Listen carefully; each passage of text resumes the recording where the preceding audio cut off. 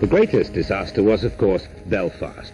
There had been trouble in the city at the beginning of August, but this time it was to be far worse, and the roots of this trouble are not difficult to see.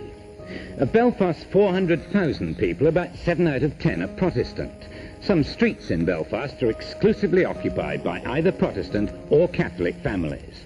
The Shankill Road and Sandy Row are well-known Protestant strongholds. The Falls Road and Divis Street are regarded as Catholic sections. And in the northwestern part of the city is the Ardoyne area, where Protestants and Catholics face each other across the Crumlin Road.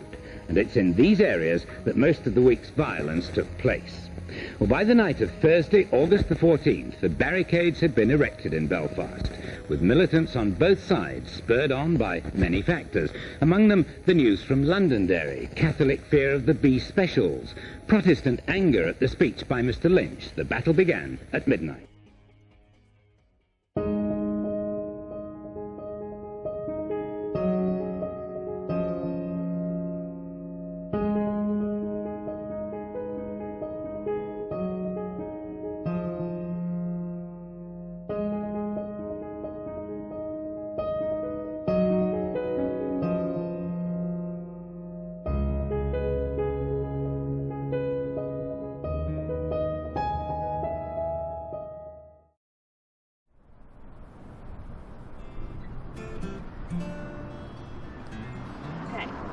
Off you go to the shop and bring me back a loaf of bread. Now be quick, because I'm putting on your tea. Okay, Mum.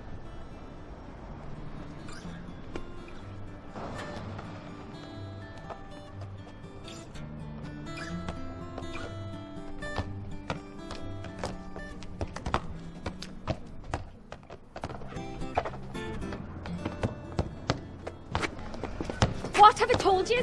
Stop kicking the ball around here. Take it down the street.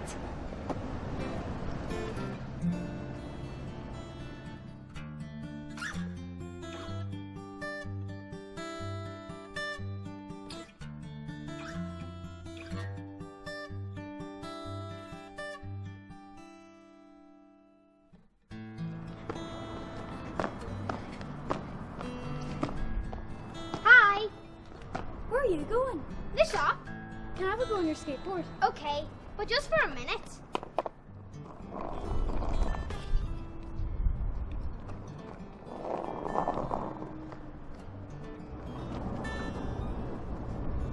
Where is he? Has he got lost? Honestly.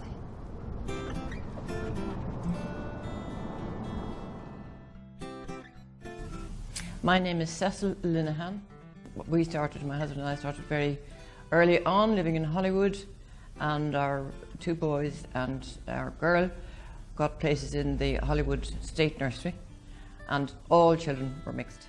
When they got to 5 and were going to primary school, we felt it was a terrible pity that there was no choice except to attend a Catholic school or a Protestant school.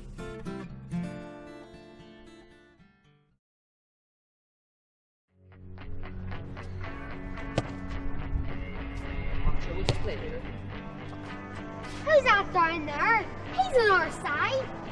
Right, let's go. Come on.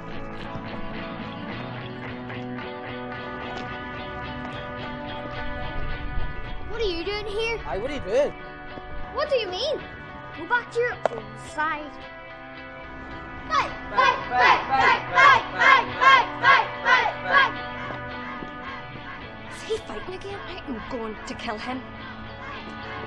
Fight! Fight! Fight! Fight! Fight! Fight! Fight! Fight! Fight! Fight! Fight! Fight! Fight! What is going on here? He's on our side. I did not raise you like that. Guys, what's happening? He started it. Right, I have had enough of this.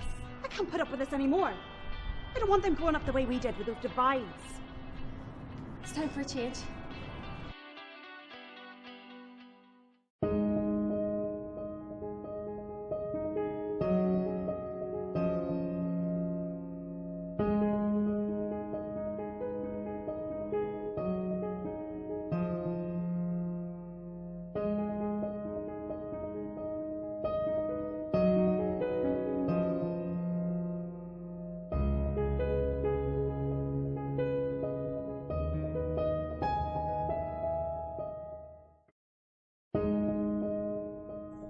Northern Ireland, 1981.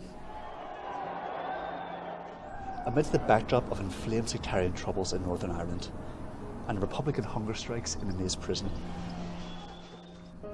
there was a ray of hope, a vision for a brighter future, a new movement being born.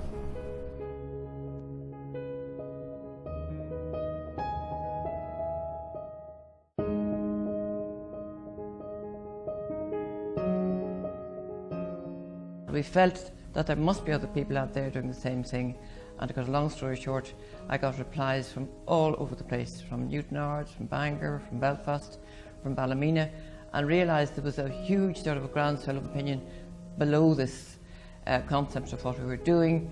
So I met a girl called Betty Benton to find that she was already one of a group of parents running simple Sunday schools to teach the children their RE.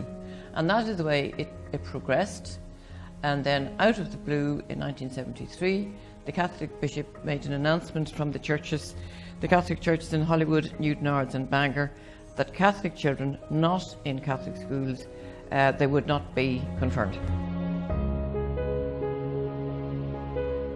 So that when the decision was taken in 1981 to open an all-ability post-primary college for Catholic and Protestant boys and girls, it was a period of about 6 weeks, we were given a grant of £60,000. And I think if we hadn't seen what we had been doing all during the 70s, we would never have got that money. And that paid for our principal and one teacher for the first 3 years.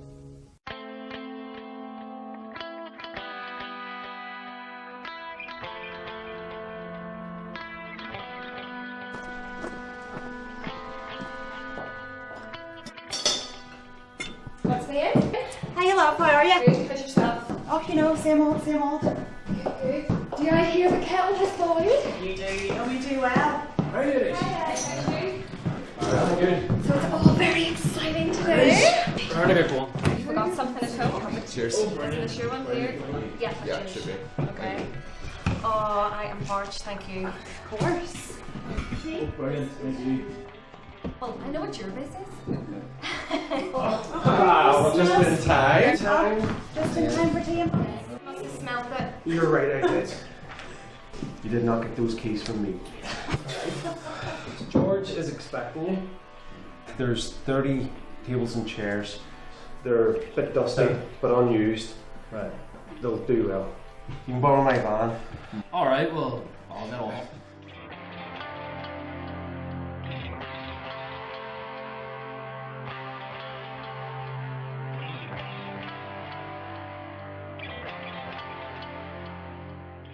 We were interested in parental involvement, we were interested in gender equality, we were interested in bringing new ideas to the school, because although there was some basic background there in terms of setting up schools, we had a little bit of a blank sheet. And how were we going to reflect both community backgrounds you know, of the children that were coming to us? So what were we going to do about the teaching of religion? What were we going to do about sports, about music, about books, just all sorts of things. And these gave us great discussion during our board meetings.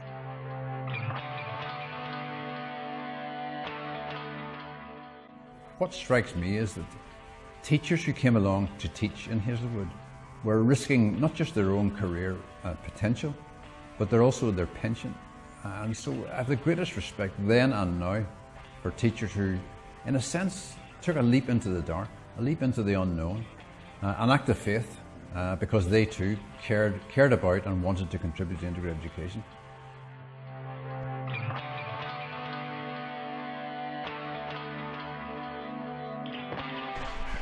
Well, we took out some more equity in the house to cover the teachers' salaries for the next 3 months. So, looking at this, I think there should be enough left over to cover it. Really? Yeah.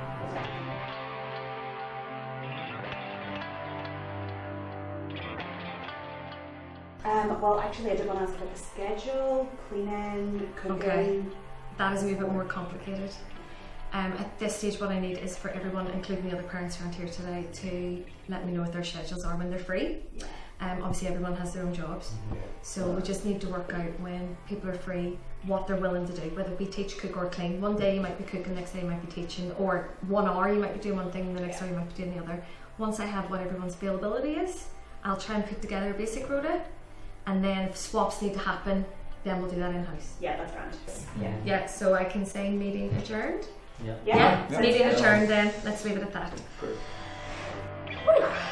More tea. Get the buns out.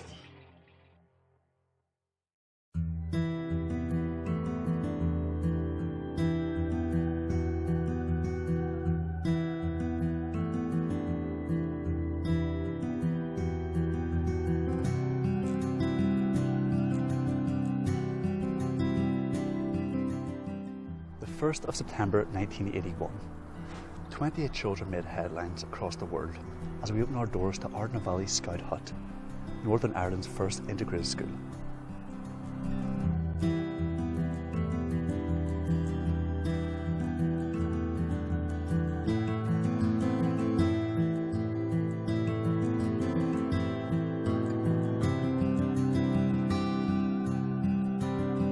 My class last year, well, they were all going to the local comprehensive, near the Elephant, and I wanted to go there with them. But then when Mummy told me about it, I thought it'd be exciting, different, and all new and everything. But now I came. I wanted to go at the start. I wanted to go back to the other school, but now I like it and I want to stay here. I suppose one of the big challenges was recruitment of children and also recruitment of staff, because when we started the first integrated primary school in 1984, we had no blueprint, we had nothing to go on. We knew obviously about Lagan College, that was a secondary school, they'd certainly paved the way, and it's hard now to reflect back on the climate, which was really fairly hostile.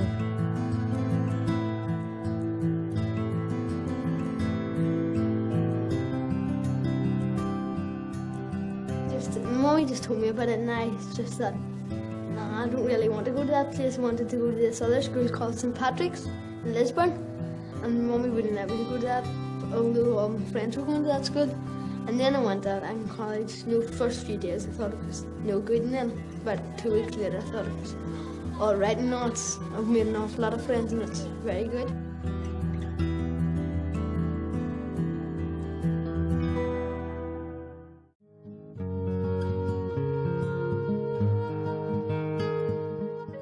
Survival in the early years was a triumph of faith over reason. 28 children of all abilities, all denominations and faiths walked side by side through the Scout Hut door in the hope of a brighter future, in the hope of a better today.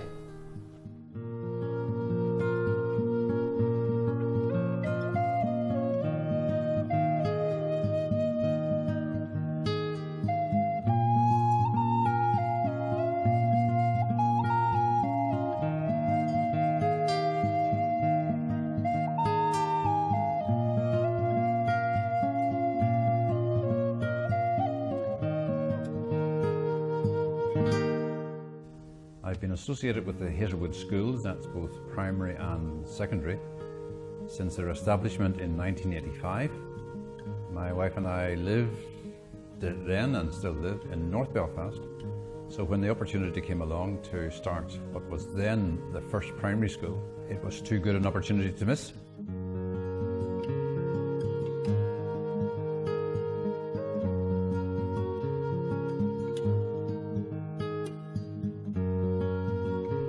Because we lived in North Belfast, notoriously and historically and accurately, the Murder Mile and all the rest, that's where most sectarian incidents and murders took place. Mainly because North Belfast is a jigsaw puzzle of Catholic and Protestant communities living cheek by jowl. So if there was a need for integrated education anywhere, and mutual understanding and a respect for our traditions, North Belfast was the place to be. So when the integrated education idea was established, then we couldn't not join it. We then contributed to it because we thought we had something to contribute ourselves. At a barbecue in a garden in Crawford Square, the results of the 11 Plus came out in 1990, and some of the families complained about, oh, the results were late and what are we doing? And somebody said, why do you think we keep separating children in every possible way we can? We separate them by ability, by gender, by religion. This seems a bit crazy, and the discussion asked the question, so why could we not educate them together? And after that we contacted NICE, the Northern Ireland Council for Integrated Education, who were an enormously great help.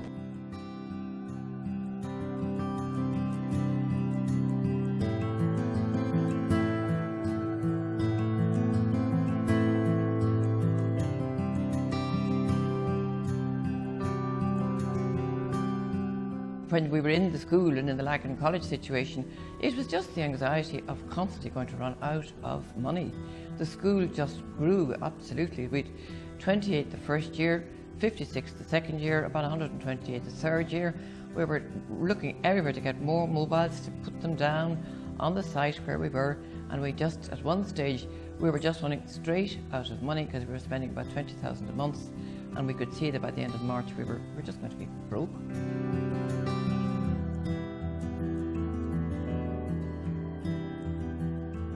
We were very lucky because we came in and we were funded to open the school in 1991. I was part of the group, but I became the principal of the school, and we started with 68 children, and during that, at the end of that first year, we ended up with 144, and we had set up relationships with churches and with council and with various schools in the district, and that was a really exciting year.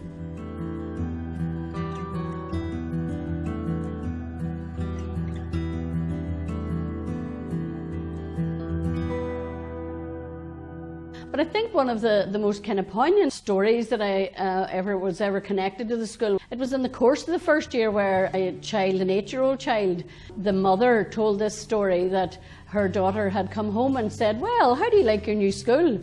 And it doesn't matter whether she'd been at a Protestant school or a Catholic school before, but she just said, how do you like your new school? And she said, yeah, I like it fine. And she said, why is it different? And she said, well, I didn't want to tell you, but at my old school I never talked about you, I talked about Daddy. At Oak Grove I can talk about both of you and be proud of you.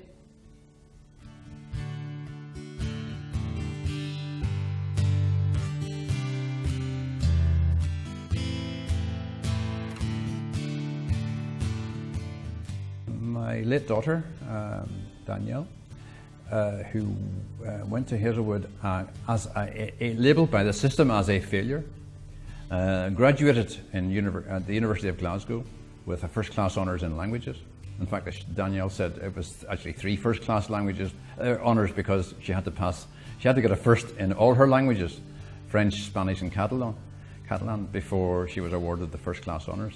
So I remember distinctly the June day I got the news that Danielle had got a first-class honours, a heart-stopping moment and a vindication, if ever there was one, of the educational quality and the educational service you get at an integrated school.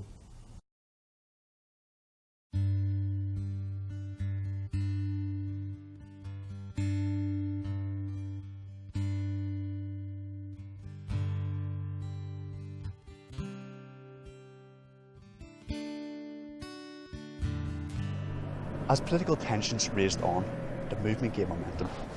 New schools began to open up as parents wanted a change for their children during these dark times. The integrated school provided a beacon of hope, of wisdom and enlightenment for those in their communities and around our schools.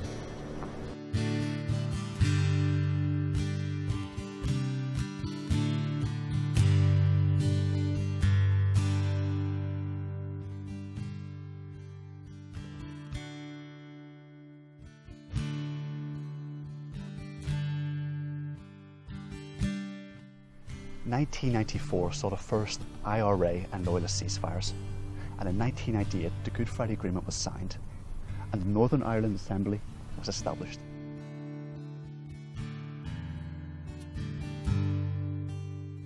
A very clear statement from our people that they want the foundations laid for lasting peace and stability, and how those foundations should be laid are spelt out in this agreement.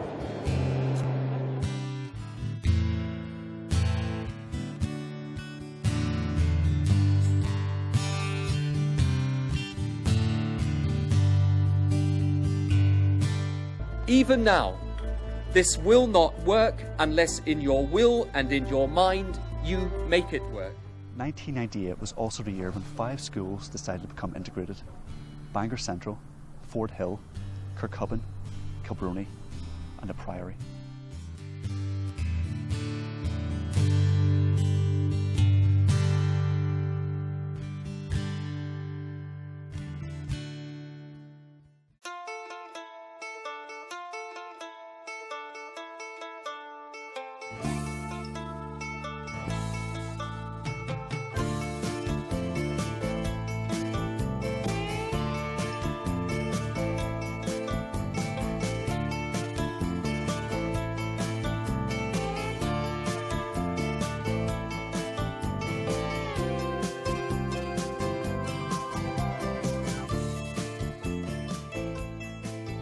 I'll take you back to 1985 when we were collecting money in the streets of Belfast to finance the schools, and almost everyone who came past, wee men with dentures, ladies with fur coats, as they swept past and gave us £1, every one of them said, "Should have been done years ago, mate. Good luck to you." So there's that sort of overwhelming view of integrated education among the community. It somehow has not yet been represented at the political level. Someday it must, and that's my hope for the future.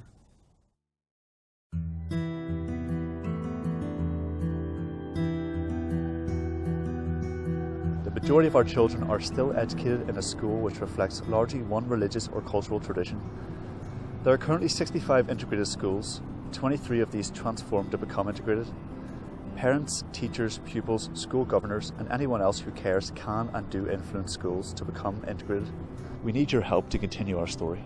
I'm very optimistic. Any of the young parents that I know, they just won't go back to the old ways, because you can show that where there's a society with 2 groups of people, if they work together over a long period with equal status, it definitely drops bigotry. If the government wanted to, they could just open the gates and say, this is the way children are going to be educated in the future.